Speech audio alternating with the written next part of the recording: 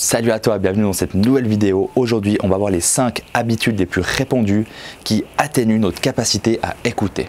Donc que tu sois dans un métier de la relation, comme par exemple éducateur, enseignant, infirmier, médecin, ou que ce soit pour ta connaissance personnelle, si tu as l'habitude des fois d'écouter ta famille, d'écouter des amis à toi, d'écouter tes collègues, je te conseille de regarder cette vidéo jusqu'au bout et je te dis à la fin pour une petite conclusion.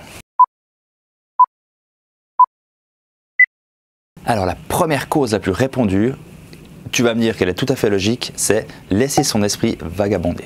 Donc je pense que ça nous est déjà tous arrivé d'écouter quelqu'un, de parler de quelqu'un, et tout d'un coup on commence à penser à autre chose, on est ailleurs, etc. Et c'est très compliqué de reprendre le fil.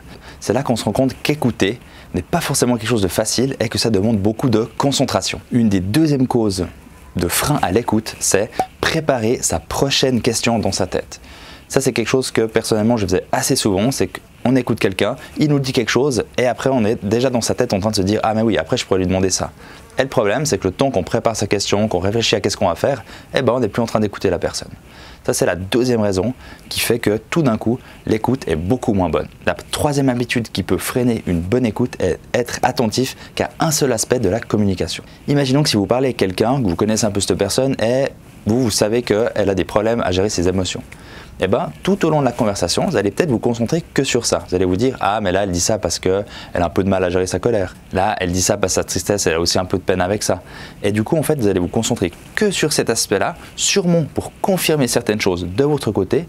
Et au final vous passez de beaucoup d'informations et du coup l'écoute n'est plus propice. La quatrième habitude est de porter un jugement sur les personnes que vous êtes en train d'écouter. Bien entendu, avoir une attitude non jugeante est vraiment ce qui est de mieux pour une bonne écoute. Après, les jugements peuvent prendre des formes beaucoup plus fines. Imaginons que vous écoutez quelqu'un et pour vous, vous avez la solution pour cette personne et vous êtes en train de vous dire « mais pourquoi est-ce qu'il ne ferait pas ça ?»